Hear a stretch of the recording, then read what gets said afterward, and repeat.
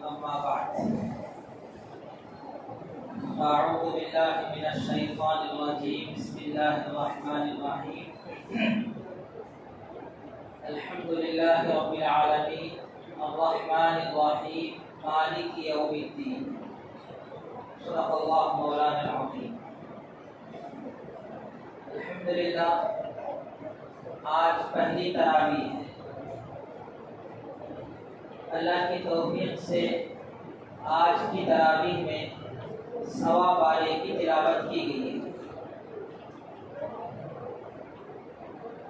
قرآن کی تفسیر سے پہلے میں آپ حضرات کو ایک بات کی طرف توجہ دلانا چاہتا ہوں کہ ہم لوگ بڑے خوش قسمت ہیں کہ اللہ تعالیٰ نے ہماری زندگی میں ایک مرتبہ اور رمضان کا مبارک مہینہ عطا فرمایا ہے. ورنہ آپ دیکھیں ہمارے بازو نماز پڑھنے والے، ہمارے محلے میں رہنے والے، ہمارے گھر میں رہنے والے، ہمارے ساتھ چائے پینے والے، ایسے کتنے احباب ہیں جو گزشتہ رمضان ہمارے ساتھ تھے، تراویح کی نماز میں تھے، افطار میں تھے، سحری میں تھے، لیکن انسان وہ ہمارے ساتھ نہیں ہے. اللہ تعالیٰ ان سب کی مغفرت فرمائے. مجھے 2 نام یاد ہیں اور بھی بہت سے ہوں گے ہمارے محلے کے. ایک تو فقیر احمد صاحب کے والد جناب صاحب پیر صاحب مرحوم، اور دوسرے نوجوان عرفان، اور بھی ہوں گے ہمارے محلے کے جن کا انتقال ہو چکا ہے، جو رمضان گزشتہ تھے انسان نہیں. اللہ تعالیٰ ان تمام مرحومین کی مغفرت فرمائے. دل میں ایک تقاضا پیدا ہو رہا ہے، آپ حضرات سے گزارش ہے 1 منٹ کہ مرحومین کے لیے 3 مرتبہ سورہ اخلاص پڑھ لیں، ایثار ثواب کر لیتے ہیں. آج اگر ہم کسی کے لیے ایثار ثواب کریں، کل کو ہمارے لیے کوئی ایثار ثواب کرنے والا ملے. یہ بات یاد رکھیے. 1 منٹ سے کچھ نہیں ہوتا ہے. اعوذ باللہ من الشیطان الرجیم.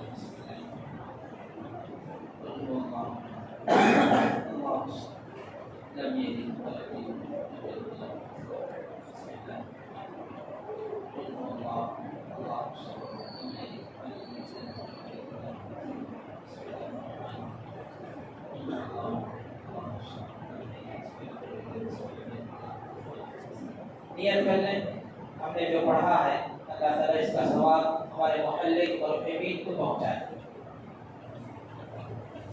لیکن بزرگوں، اللہ کا نظام ہے کہ اللہ تعالیٰ ہم لوگوں کو رمضان جیسی مبارک نعمت دے کر آزماتا ہے کہ ہم اس نعمت کی قدردانی کرتے ہیں یا ہم اس نعمت کی ناقدری کرتے ہیں.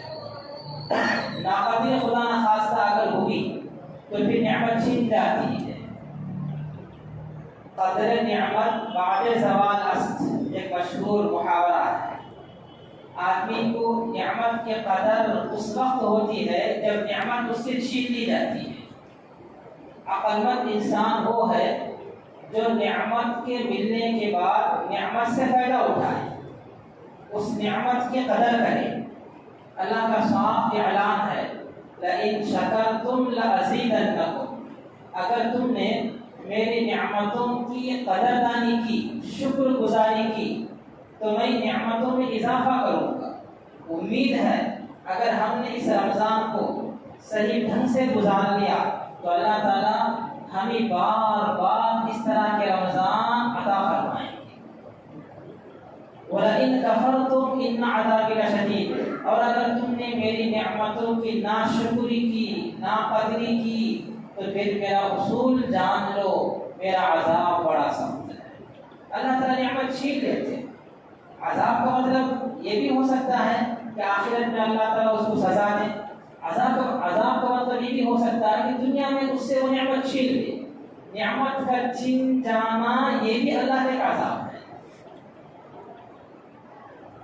لیکن اللہ نے جو نعمت ہمیں دی ہے اس نعمت کی قدردانی کیا ہوگی؟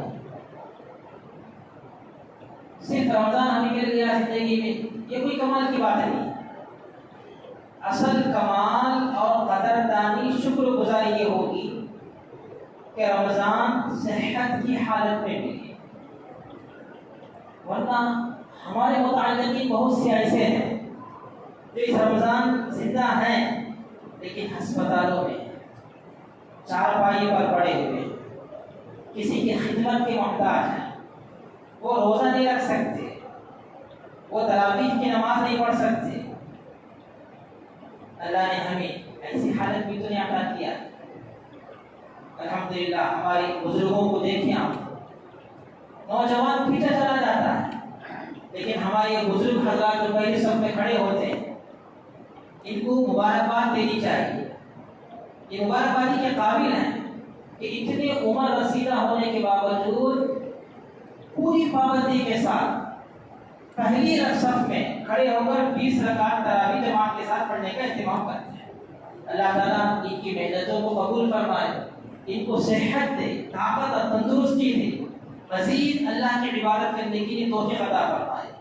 ہم نوجوانوں کو ایسے عمر رسیدہ بزرگ حضرات کو دیکھ کر عبرت حاصل کرنی چاہیے، سبق حاصل کرنا چاہیے۔ ہم 4 رکعت پڑھے فوراً پیچھے چلے گئے، 4 رکعت پڑھے پھر پیچھے چلے گئے، یہ بھی ناقدری ہوتی ہے اللہ تعالیٰ کی نعمت۔ اللہ نے ہمت دی ہے، صحت دی ہے، اس کو استعمال کریں آپ۔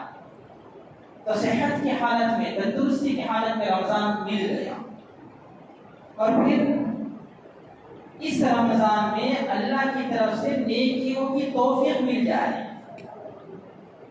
رمضان ملتا ہے بہت سے صحت مندوں کو، لیکن نیکیوں کی توفیق نہیں ملتی، عبادات کی توفیق نہیں ملتی، وہ روزوں کا اہتمام نہیں کرتے، تراویح کا اہتمام نہیں کرتے، تلاوت قرآن کا اہتمام نہیں کرتے، گزارتے ہیں رمضان بس، حالانکہ صحت مند ہے وہ۔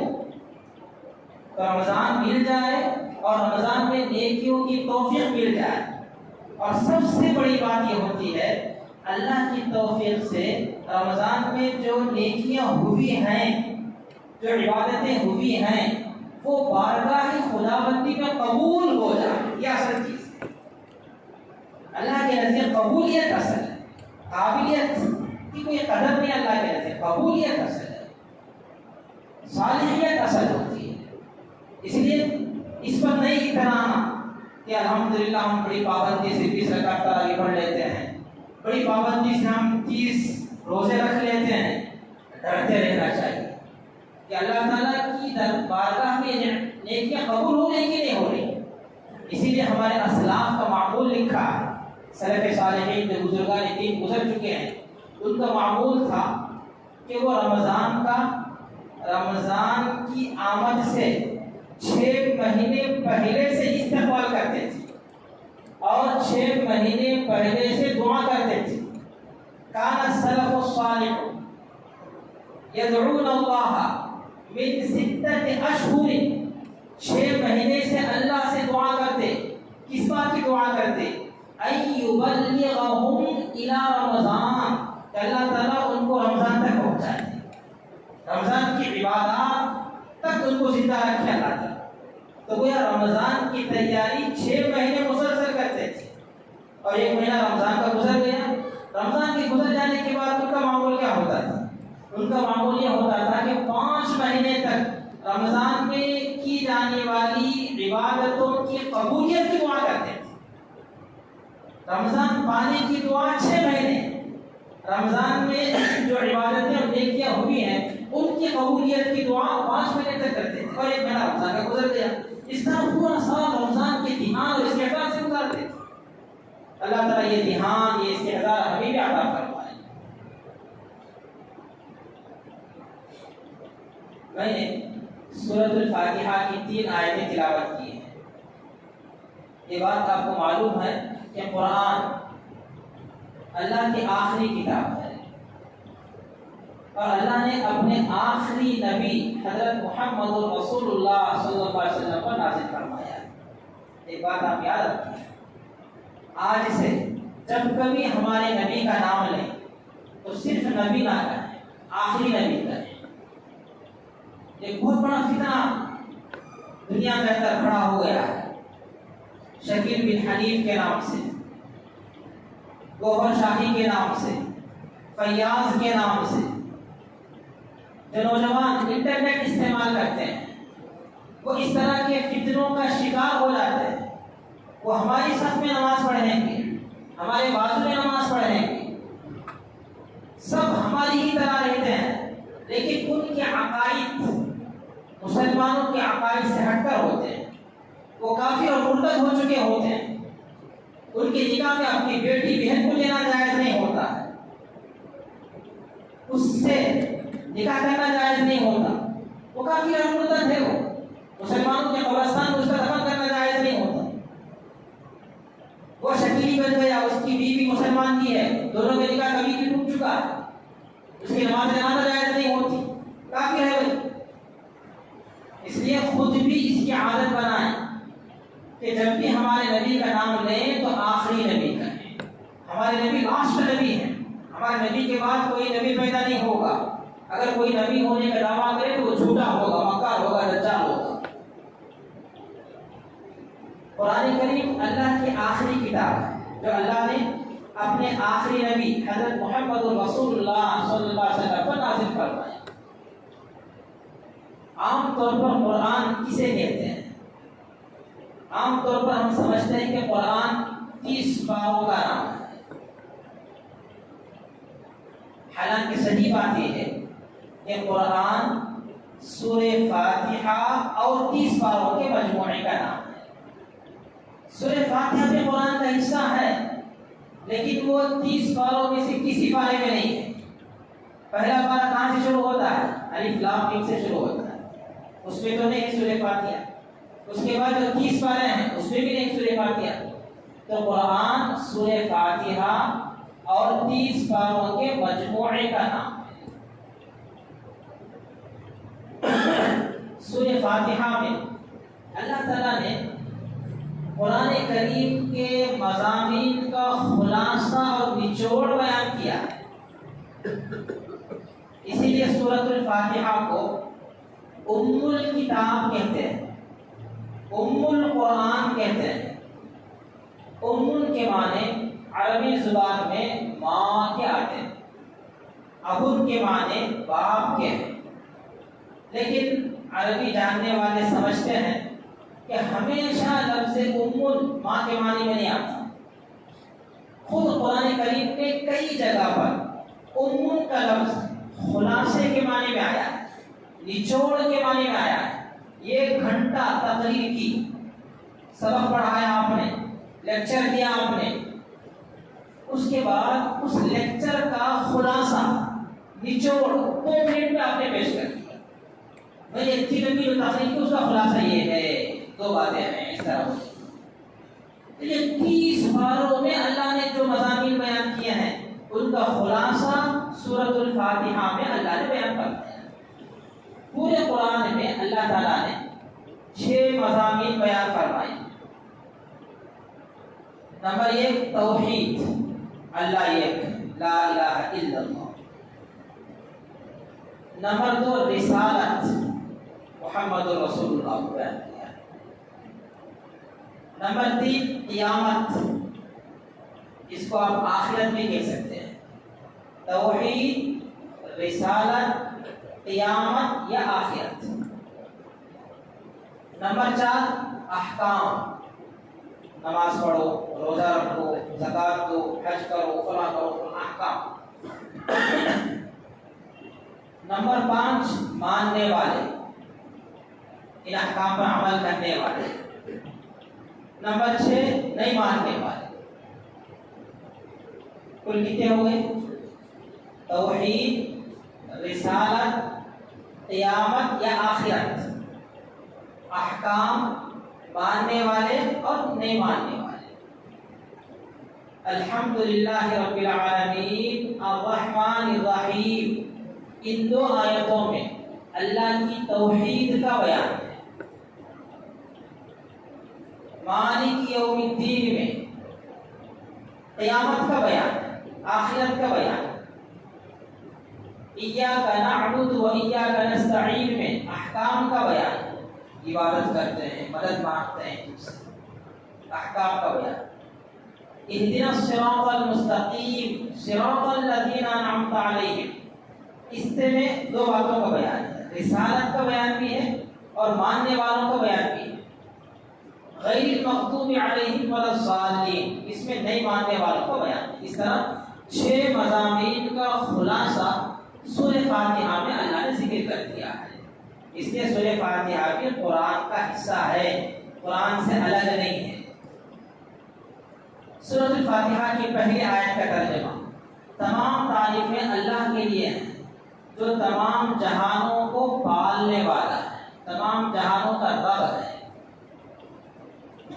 ذرا غور کریں، قرآن کو اللہ نے شروع کیا الحمدللہ رب العالمین سے، تو اللہ نے اپنے نام کے بعد اپنی صفت بیان کی جو رب ہے، رب. اور قرآن کی آخری سورت کون سی ہے؟ قل اعوذ برب الناس. قرآن کو ختم بھی کیا اپنی صفت رب پر، قرآن کو شروع بھی کیا صفت رب سے، قرآن کو ختم بھی کیا ہے صفت رب پر. کیوں؟ اس لیے کہ صفت رب اللہ کی جامع صفت ہے. اس صفت کے اندر اللہ کی ساری صفات آ جاتی ہیں. وہ پالنے والا ہے، وہ پالنہار ہے، سب صفات اس کے اندر آ جاتی ہیں. ایک نکتہ سمجھا، جب ہم عالم ارواح میں تھے تو اللہ نے ہم سے سوال کیا. یاد ہے کسی کو کیا سوال کیا تھا؟ اللہ نے کیا سوال کیا تھا؟ الست بربکم. عالم ارواح میں اللہ نے سوال کیا رب سے، کیا میں تمہارا رب نہیں ہوں؟ مرنے کے بعد قبر میں جائیں گے، عالم برزخ میں جائیں گے، تو عالم برزخ میں منکر نکیر کے 3 سوال ہوں گے. یہ یاد رہیں گے نا 3 سوال. سوال ہے تک آنسر نہیں، جواب ہے تک آنسر نہیں. کوشچن سے کوئی مسئلہ نہیں، آنسر اصل ہے. پہلا سوال اس میں کیا ہوگا؟ من ربک. تو عالم ارواح میں بھی سوال رب سے کیا گیا، عالم برزخ میں بھی سوال رب سے کیا جائے گا.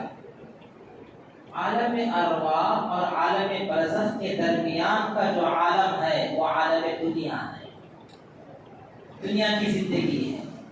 اس دنیا کی زندگی میں اللہ نے فرمایا ان الذين قالوا ربنا الله ثم استقاموا. کامیاب وہ لوگ ہیں جنہوں نے کہا ربنا اللہ، ہمارا رب اللہ ہے، پھر وہ اپنی اس بات پر جم گئے، استقامت سے رہے. تو پتہ چلا دنیا کی زندگی میں بھی کامیابی اللہ کی صفت رب سے ملتی ہے. اس لیے اللہ تعالیٰ نے قرآن کو شروع بھی کیا ہے صفت رب سے، قرآن کو ختم بھی کیا ہے صفت رب پر. الرحمن الرحیم، رحمان رحیم، یہ دونوں اللہ کی صفت ہیں. کیا فرق ہے دونوں کے اندر؟ رحمان اسے کہتے ہیں جس کی رحمت عام ہو، اپنوں پر بھی اس کی رحمت، غیروں پر بھی اس کی رحمت. اللہ رحمان ہے، اس کی رحمت کا طفیل ہے کہ انسان بھی کھاتا پیتا ہے، جانور بھی کھاتا پیتا ہے، مسلمان بھی کھاتا پیتا ہے، کافر بھی کھاتا پیتا ہے. تو رحمان اسے کہتے ہیں جس کی رحمت عام ہو. رحیم اسے کہتے ہیں جس کی رحمت کامل ہو، عام نہ ہو، کامل ہو، پوری کی پوری رحمت اس کے اوپر، وہ رحیم ہے. اسی لیے حضرات مفسرین فرماتے ہیں اللہ دنیا میں رحمان ہے، آخرت میں رحیم ہے. کیونکہ اللہ کی رحمت دنیا میں سب پر ہے، لیکن آخرت میں اللہ کی رحمت سب پر نہیں ہوگی، صرف مومن پر ہوگی اور پوری ہوگی، ادھوری نہیں ہوگی. یہ خواہش پوری ہوگی، دوسری خواہش پوری نہیں ہو رہی، جیسے دنیا میں ہوتا ہے. بیٹا ہو گیا، بیٹی کی خواہش ہے، بیٹی نہیں ہو رہی، بیٹی ہوگی، بیٹے کی خواہش ہے، بیٹا نہیں ہو رہا. ایسا آخرت میں نہیں ہوگا. اللہ کی رحمت مومن پر ہوگی آخرت میں اور کامل مکمل رحمت ہوگی. اس لیے کہتے ہیں الرحمن فی الدنیا الرحیم فی الآخرہ. اللہ رحمان ہے دنیا میں، رحیم ہے آخرت. مسئلہ سمجھا؟ ہم میں سے بہت سے لوگ عبد الرحمن نام رکھتے ہیں، عبد الرحیم نام رکھتے ہیں، اچھا نام رکھنا چاہیے، لیکن پکارنے والوں کو مسئلہ معلوم ہونا چاہیے کہ عبد الرحمن کو رحمان کہہ کر پکارنا جائز نہیں ہے. عبد الرحمن کو رحمان کہہ کر پکارنا جائز نہیں. جیسے عبداللہ کو اللہ کہہ کر پکارنا جائز نہیں. ایک بچے کا نام عبداللہ ہے، اللہ بول کو پکار سکتے ہیں کیا؟ اسے نہیں پکار سکتے. ویسے عبد الرحمن کسی کا نام ہے تو اسے عبد الرحمن بول کر پکارنا. عبد الرحمن چچا، عبد الرحمن مامو، رحمان بڑھو، رحمان چچا، یہ جائز نہیں.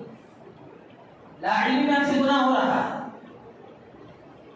ہاں عبد الرحیم کو رحیم کہہ کر پکار سکتے، عبد الرحیم کو رحیم کہہ کر پکار سکتے. کیوں ایسا؟ میرے پاس 10 روپیہ ہے، میں یہ 10 روپیہ دنیا کے ہر آدمی کو دے دوں، ایسا ہو سکتا کیا؟ نہیں دے سکتا. لیکن یہ 10 روپیہ ایک آدمی کو پورا دے دوں، یہ ہو سکتا ہے. تو رحیم کا مطلب ہے رحمت پوری کی پوری ہوگی، رحمان کا مطلب ہے سب پر ہوگی. ہمیں سے کسی کی وہ مجال نہیں ہے کہ سب پر وہ مہربان ہو جائے، کسی ایک پر پورے کے پورا مہربان ہو سکتا ہے. اس لیے عبد الرحمان کو رحمان کہہ کر پکارنا جائز نہیں، البتہ عبد الرحیم کو رحیم کہہ کر پکار سکتے ہیں. مالک یوم الدین، اللہ تعالیٰ قیامت کے دن کا مالک ہے. ایک دو باتیں بتا کر بات ختم کر لیتا ہوں. وقت ہو رہا. اللہ نے اپنے آپ کو مالک کہا ہے، قاضی اور جج نہیں کہا. اس میں مجھ جیسے گنہگار کے لیے تسلی ہے. اللہ فرماتے ہیں تم قیامت میں میرے پاس آؤ تو مجھے مالک سمجھ کر آؤ، میں جج نہیں ہوں. کیا فرق ہے مالک اور جج میں؟ دو فرق آپ یاد رکھیں. مالک قانون کا پابند نہیں ہوتا، جج قانون کا پابند ہوتا ہے. مالک قانون کا پابند نہیں ہوتا، وہ شاہی اور مالکانہ اختیارات رکھتا ہے. قانون کہے گا سزا دو، مالک بولے گا میں معاف کر دیتا ہوں سزا دو. تو مالک قانون کا پابند نہیں ہوتا اور جج قانون کا پابند ہوتا ہے. اس کا اپنا کوئی اختیار نہیں، قانون جو کہتا ہے وہی کام کو کرنا پڑے گا. دوسرا فرق یہ ہے مالک کی عدالت میں سفارشی جاتا ہے، ڈیکلریشن کرنے والا جاتا ہے. قاضی کی عدالت میں وکیل جاتا ہے. قاضی اور جج کی عدالت میں وکیل جاتا ہے، مالک کی عدالت میں سفارشی جاتا ہے. اسکولز اور کالجز اور یونیورسٹیز سے وکلاء پیدا ہوتے ہیں، ڈاکٹرز پیدا ہوتے ہیں. دینی مدارس سے شفعاء پیدا ہوتے ہیں، سفارشی پیدا ہوتے ہیں. اور یہ بات مسلم ہے کہ سفارشی کی ضرورت ہر ایک کو پڑتی ہے، وکیل کی ضرورت ہر ایک کو نہیں پڑتی. جو مقدمے میں پھنسے گا اسی وکیل کی ضرورت پڑے گی. ہر ایک کو وکیل کی ضرورت نہیں پڑتی، سفارشی کی ضرورت ہر ایک کو پڑتی ہے. اس لیے اپنا سفارشی پیدا کریں تاکہ اللہ جو مالک ہے اس کی عدالت میں ہمارے لیے وکیل کی ضرورت نہیں پڑے گی، ہمارے لیے سفارشی کی ضرورت پڑے گی. سفارشی کون ہے؟ حدیث میں نبی کریم صلی اللہ علیہ وسلم نے فرمایا یشفع یوم القیامت ثلاثۃ، 3 افراد قیامت کے دن سفارش کریں گے. نمبر 1 الانبیاء، نبی سفارش کریں گے. اللہ تعالیٰ ہم سب کو نبی کی شفاعت نصیب فرمائے. نمبر 2 ثم العلماء، علماء سفارش کریں. نمبر 3 ثم الشہداء، شہداء سفارش کریں. اور ایک حدیث میں حافظ قرآن 10 جہنمیوں کی سفارش کر کے اس کو جنت میں لے جاتے ہیں. خلاصہ یہ ہے علماء سے تعلق رکھیں، تاکہ یہ تعلق کل قیامت کے دن ہمارے کام آ جائے۔ حدیث میں ہے یہ ایک عالم تھی، اس سے تعلق رکھنے والے سارے متعلقین کے حق میں سفارش کریں، حافظ قرآن 10 کے لیے، اور ایک عالم دین اس سے تعلق رکھنے والے، دینی اعتبار سے تعلق رکھنے والے، ان تمام کے حق میں سفارش کرے گا۔ اللہ تعالیٰ ہم سب کو دین کا صحیح فہم نصیب فرمائے، قرآن سے صحیح مقصد کی محبت اللہ تعالیٰ ہم سب کو نصیب فرمائے۔ آمین ثم آمین، وآخر دعوانا الحمدللہ۔